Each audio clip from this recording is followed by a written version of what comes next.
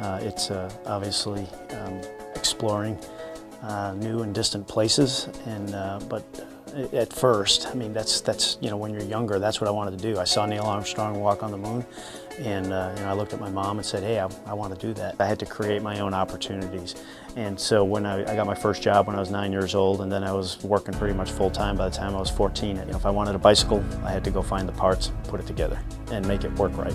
So I did that. Not only was it a good bicycle, but it was the best bicycle in the neighborhood. It could ride wheelies, and it could go over jumps, and ride through the woods. It could do, and I did everything on that. I graduated high school from Blue Hills Regional Vocational Technical High School, just south of Boston, Massachusetts. Really good experience there, working with a lot of machines and technical design and things like that. And, got a lot of after-school jobs doing technical things, so it was a really good experience.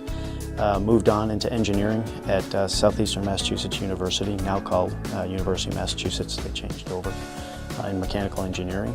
Again, another great opportunity. Had some great mentors there, folks that I still keep in touch with to this day, professors, you know, deans, all those folks, presidents, all those folks that run the school.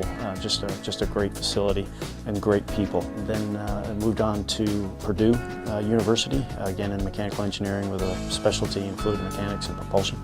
You know, I cleaned a bakery at night, you know, between midnight and 6 in the morning when I was just getting into high school, and then graduated that opportunity up into actually making bagels and bread and things like that, and all of that funded my first year or two of college, and without which I would not have gone.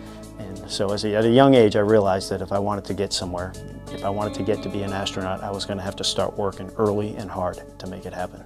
In college, we had a very tight engineering group, and it was so tight that we started pulling people in from other disciplines, you know, computer science, you know, business and things like that. The camaraderie was absolutely incredible, and the support that we gave each other was absolutely incredible. I did a little bit of Kung Fu for about 3 years there because it was active and it was physical, and it was something different that I wanted to try.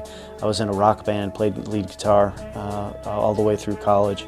We had, you know, several gigs in and out of Boston, Providence, you know, up and down the East Coast there a little bit, and that was actually a pretty good team activity too. I actually enlisted when I was 18 years old, and I spent my summers going to training in Chicago and, you know, Japan and some other places wherever my unit deployed, and then I did 1 to 2 weekends a month.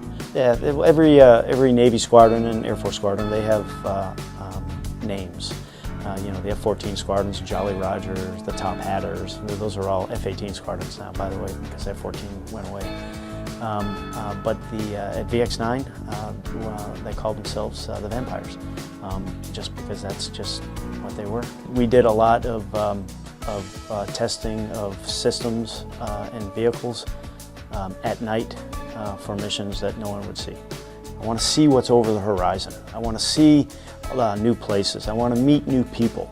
I want to create new technology. I want to be part of the future. I want to have an impact on the future.